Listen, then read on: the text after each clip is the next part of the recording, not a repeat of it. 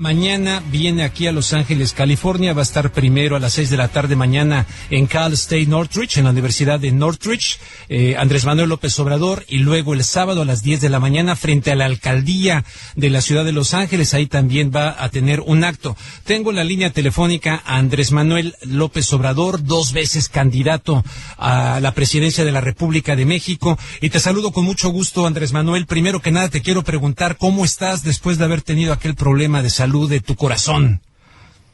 Pues muy bien, Rubén, y te agradezco mucho esta oportunidad de platicar y a través de tu programa comunicarme con nuestros paisanos que trabajan, que viven en Estados Unidos.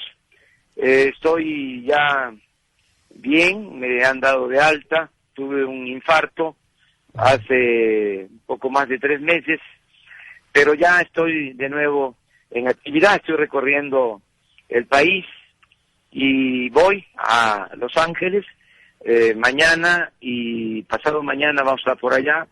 Vamos a la universidad mañana, la Universidad de Los Ángeles, y el sábado vamos a tener una reunión, una asamblea informativa frente al Ayuntamiento de Los Ángeles, el sábado a las 10 de la mañana. Invito a quienes nos están escuchando para que nos acompañen. Voy a dar un informe de cómo vemos nosotros la situación de México y qué estamos haciendo para lograr que haya un verdadero cambio. Voy a estar el sábado ahí en la plaza pública de Los Ángeles, y el domingo vamos a hacer también asambleas en Baja California Sur. Voy a estar en La Paz el domingo, en la mañana, y en la tarde voy a estar en Los Cabos. Esto en el marco de una gira que estoy haciendo, Rubén, por todo México. Estoy visitando de nuevo todos los municipios de nuestro país. Bien, Andrés Manuel, recientemente presentaste en el Teatro de la Ciudad tu libro más reciente que se titula Neoporfirismo, hoy como ayer.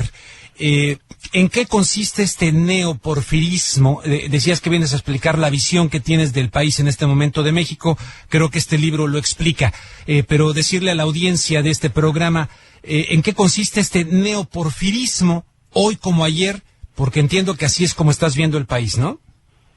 Sí, Rubén. Mira, en el libro, desde luego, hay una explicación amplia, algún análisis de lo que fue el porfiriato y lo que fue la revolución, el intento fallido para que México fuese un país democrático, sobre todo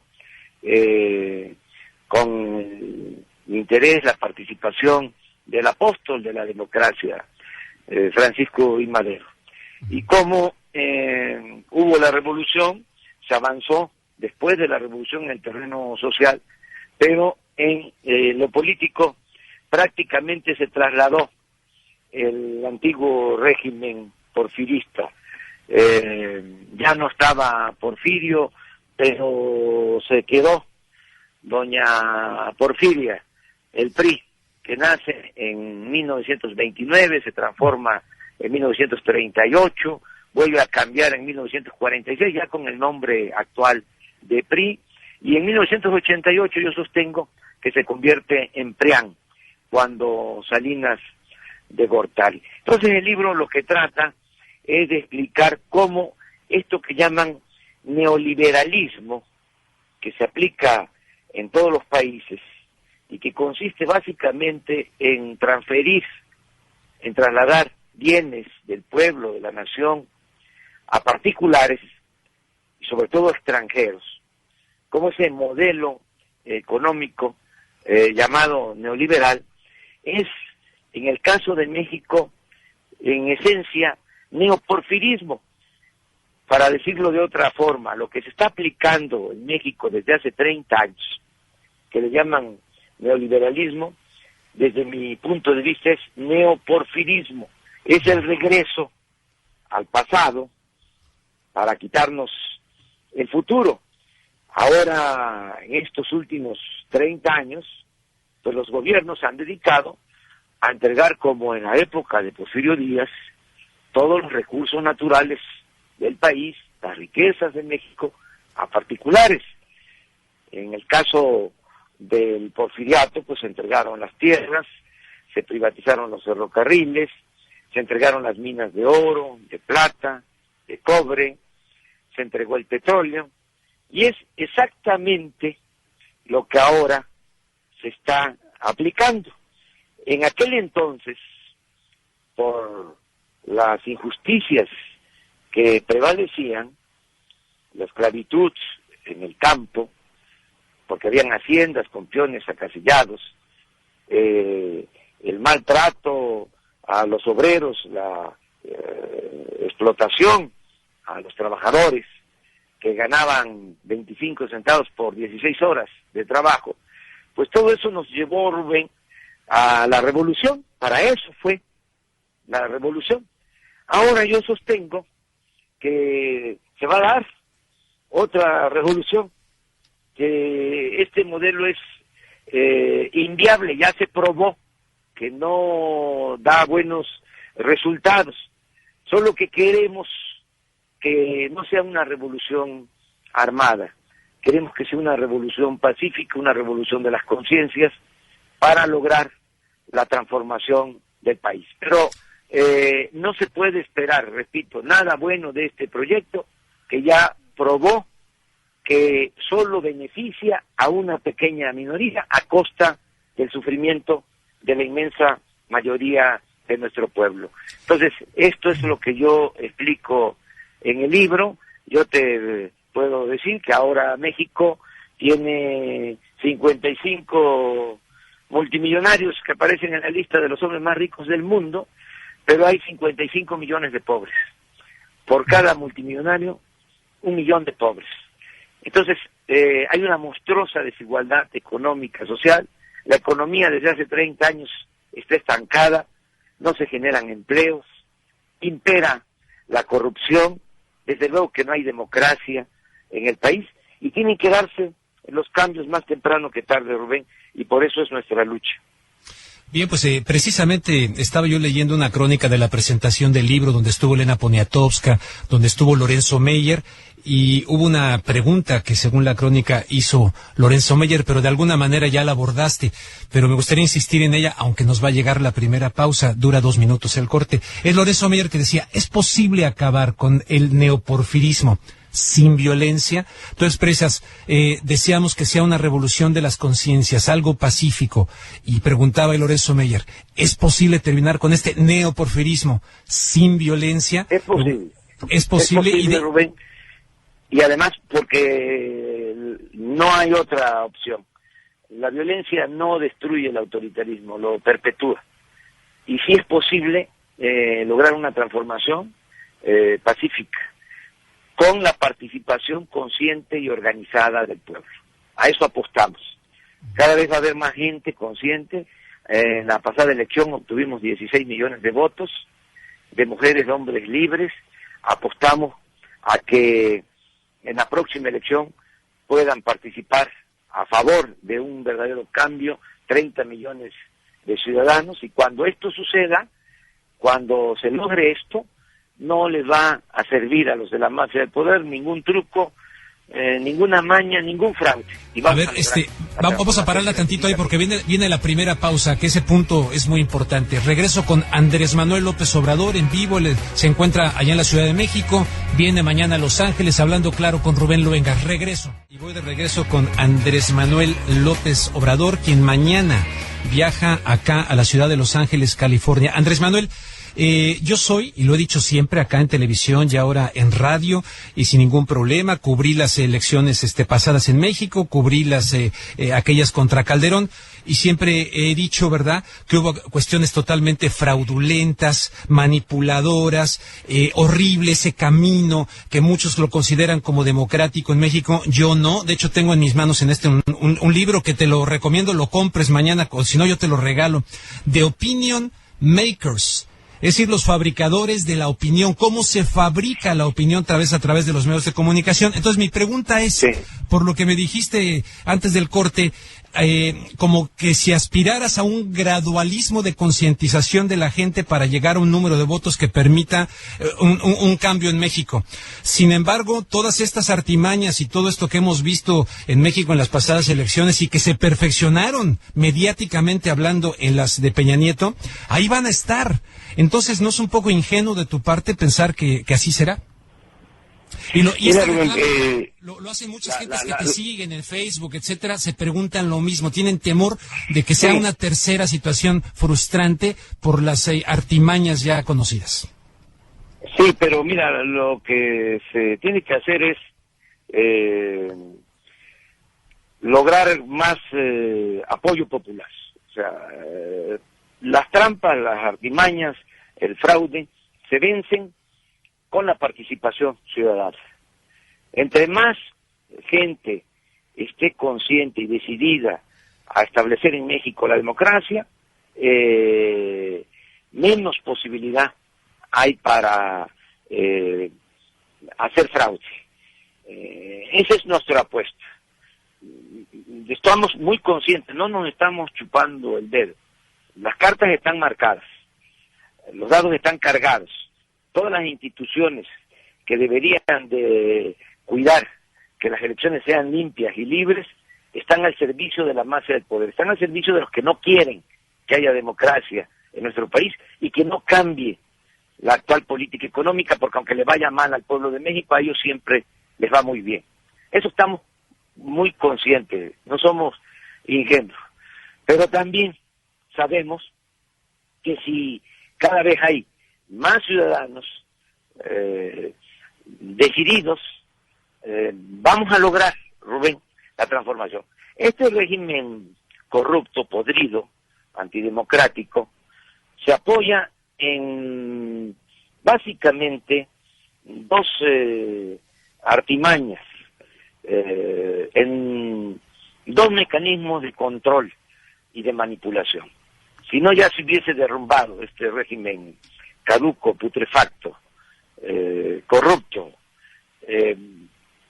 Un mecanismo que les ayuda muchísimo es el control precisamente de los medios de comunicación. En México son muy pocos los espacios independientes de comunicación. Yo te diría que se cuentan con los dedos de una mano, 5 espacios en radio y en prensa escrita. La televisión ni hablamos. Eso está totalmente controlado por los hombres del régimen, por la mafia del poder.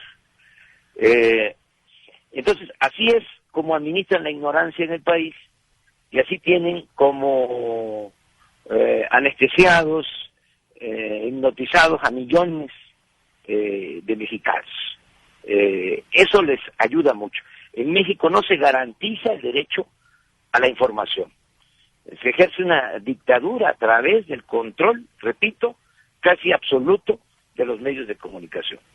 Entonces, ese es un pilar de este régimen corrupto. Y el otro pilar es la compra del voto, porque empobrecen a la gente y cada vez que hay elecciones reparten migajas, entregan despensas, materiales de construcción, tinacos, chivos, borregos, pollos, patos, entregan cerdos, marranos, cochinos, dinero en efectivo, tarjetas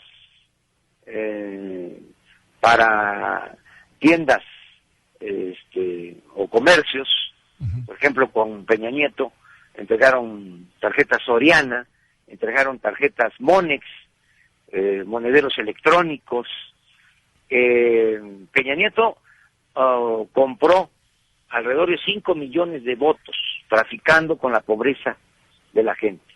Entonces, Rubén, desde luego hay estos inconvenientes, pero estamos trabajando, estamos organizándonos para contrarrestar estos dos mecanismos perversos, tanto el control de los medios de comunicación como el tráfico con la pobreza de la gente.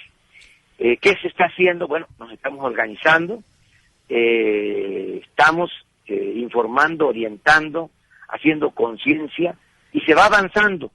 Afortunadamente, Rubén, aunque esto no es bueno para el país, pero consuela que ya la mitad de los mexicanos que votaron por Peña Nieto están arrepentidos. ¿Cómo sabes eso? ¿Cómo sabes eso?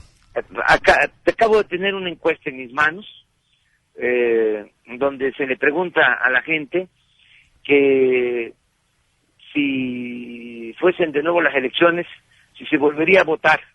En el caso de mi persona, el 10% dicen que no volverían a votar por mí, de los que votaron por mí.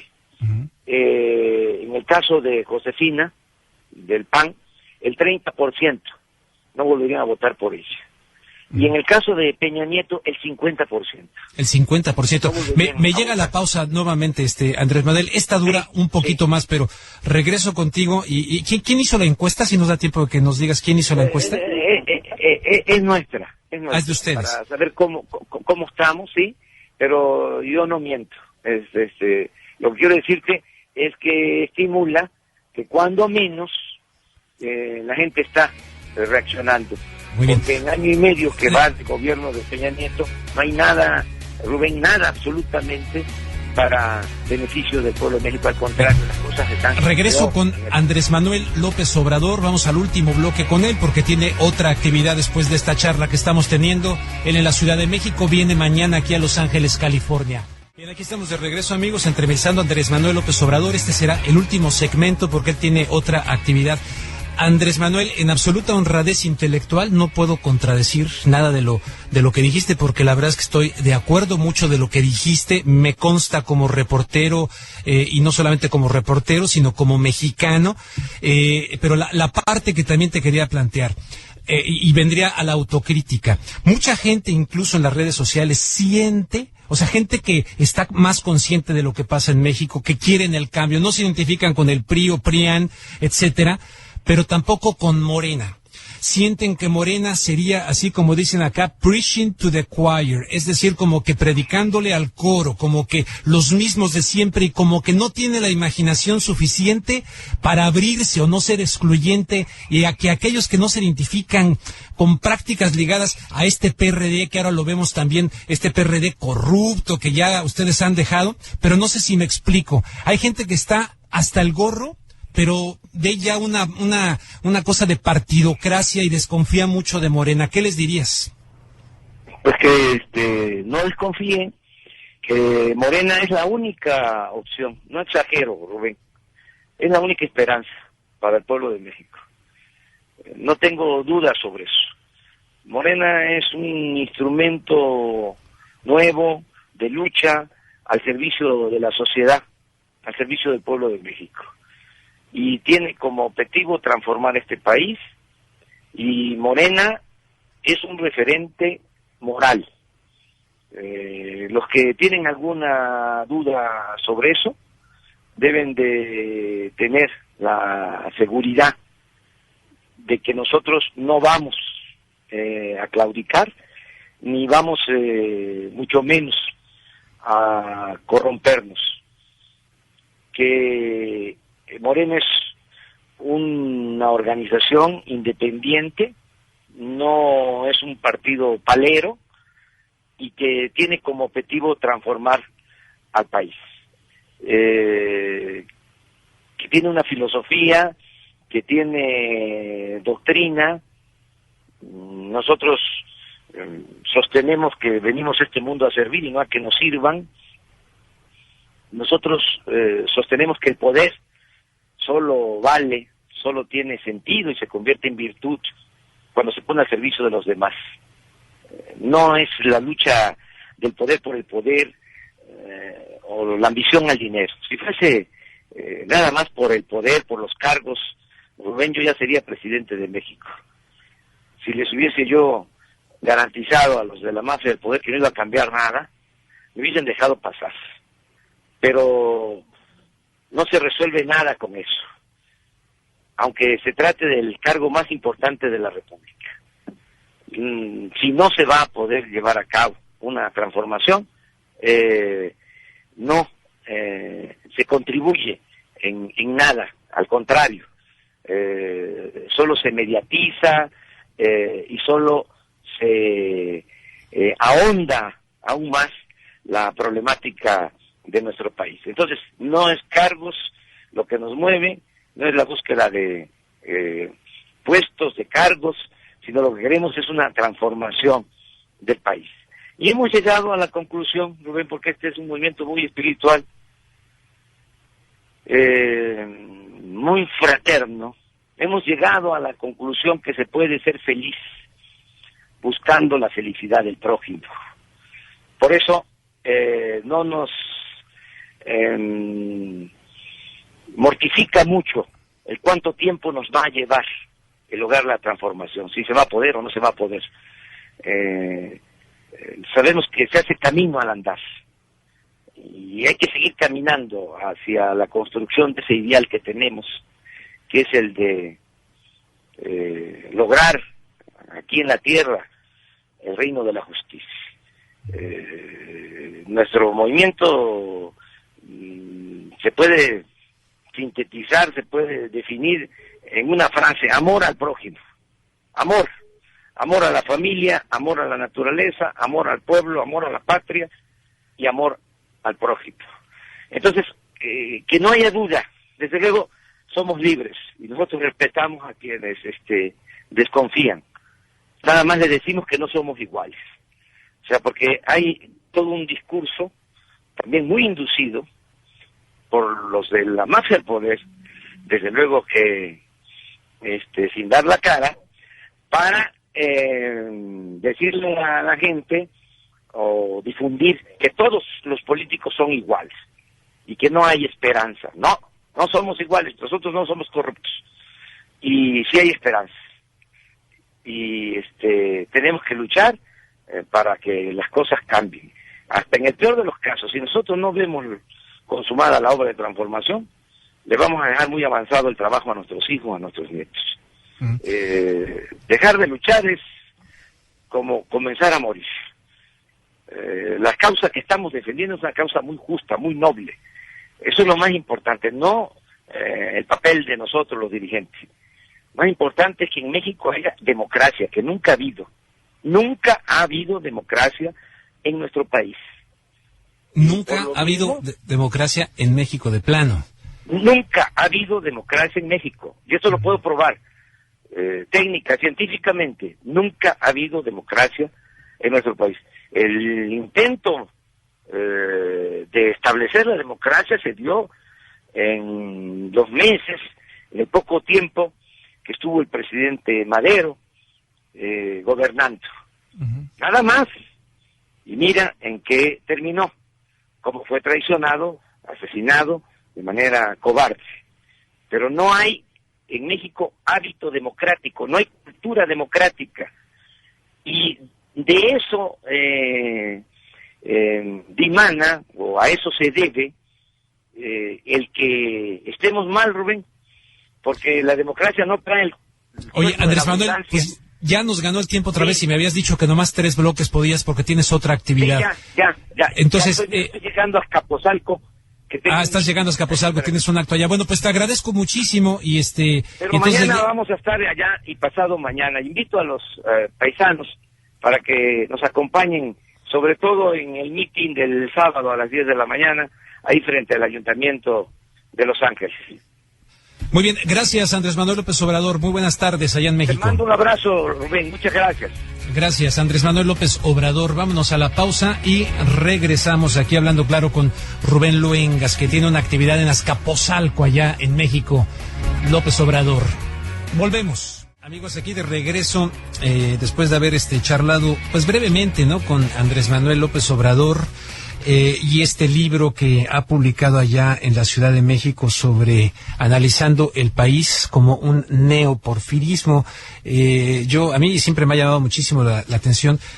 Son episodios importantísimos de la historia de México, sin duda, de la Revolución Mexicana, y a la hora de entrarle en conversaciones con muchos paisanos, caramba, es lamentable que mucha gente tiene huecos, vacíos muy fuertes respecto a los episodios de la historia de México y sin duda también del de la Revolución Mexicana. Yo les decía, en honradez intelectual, ¿verdad? Me podrán criticar por ello, pues adelante, bienvenidos, definitivamente respecto a la mayoría de lo que dijo aquí. La parte a la que yo le quería entrar es donde, pero ya no hubo este tiempo porque pensé que íbamos a tener toda la hora, pero no fue así, sino nada más estos 3 bloques por esta actividad. Está la parte, no se diga del PRD, ¿no? De ese PRD que muchos en México lo llegaron a considerar, yo no, déjenme decirle, pero lo llegaron a considerar como una reserva moral en un momento dado en México, sobre todo a partir, no existía el PRD en el 1988, ¿no? Sino fue otro Frente Nacional Democrático cuando se desprende del PRI, Cuauhtémoc Cárdenas, Porfirio Muñoz Ledo forman aquel movimiento tremendo que fue creciendo, ¿verdad? Y llegan a las elecciones y vámonos, se da aquella situación de que cuando se cayó el sistema. Pero sí hay otros asuntos que a mí me hubiese gustado plantearle a López Obrador, como por ejemplo la presencia ahora muy cercana de un personaje como Manuel Bartlett, ¿no? Manuel Bartlett, quien fuera secretario de Gobernación, luego fue secretario de Educación, ya con Carlos Salinas de Gortari, pero era el secretario de Gobernación cuando aquella famosa caída del sistema, donde se le roba la elección al ingeniero Cuauhtémoc Cárdenas, que se le había ganado a Carlos Salinas de Gortari. Y es cuando se hace el famoso pacto aquel entre el Partido Acción Nacional y el PRI, la llamada concertación, de la cual en paz descanse, ya murió, pero de lo cual platiqué muchísimo con Carlos Castillo Peraza en su momento, que luego se convirtió después de don Luis H. Álvarez en el presidente de este partido, el Partido Acción Nacional. Bueno, entonces, personajes así que yo no estoy diciendo si sí o si no, en fin, lo de Bartlett, pero a mucha gente le ahuyenta, a mucha gente le asusta. O el mismo Camacho Solís, Manuel Camacho Solís, que Manuel Camacho Solís, también salinista del equipo de Carlos Salinas de Gortari, que fue regente o gobernador de la Ciudad de México, que le peleó la candidatura a Luis Donaldo Colosio, etcétera, y después apareció Manuel Camacho Solís del lado precisamente en las últimas elecciones. Eso a mucha gente le proporciona cierta desconfianza, pero ustedes ya escucharon lo que respondió. Hubiera sido muy interesante entrar un poco más a fondo, o algunos personajes que cuando estuvo en el gobierno de la Ciudad de México, Andrés Manuel López Obrador, evidentemente le entraron al tema de la corrupción. Él no, lo dice Anabel Hernández incluso. Dice, si a alguien le gustaría sacarle, si tienen todo el sistema para sacarle algo de corrupción, sería Andrés Manuel López Obrador. Y en toda la investigación de Anabel, y no le han sacado, no le han podido encontrar absolutamente nada. Y luego, por otro lado, les decía que tengo aquí un libro maravilloso que se llama The Opinion Makers. El autor del libro es David W. Moore.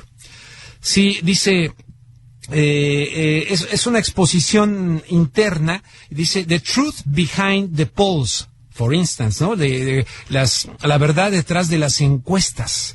Cómo se manipula en la cuestión de las encuestas. Es un libro maravilloso, se los recomiendo mucho, porque hay mucha gente que ahora no se forma su opinión de manera independiente, no hacen su propia investigación y se van formando su opinión aceptando lo que otros que tienen otro tipo de intereses en los medios de comunicación van manufacturando, fabricando con tremendas intenciones. Entonces es una pena, ¿verdad?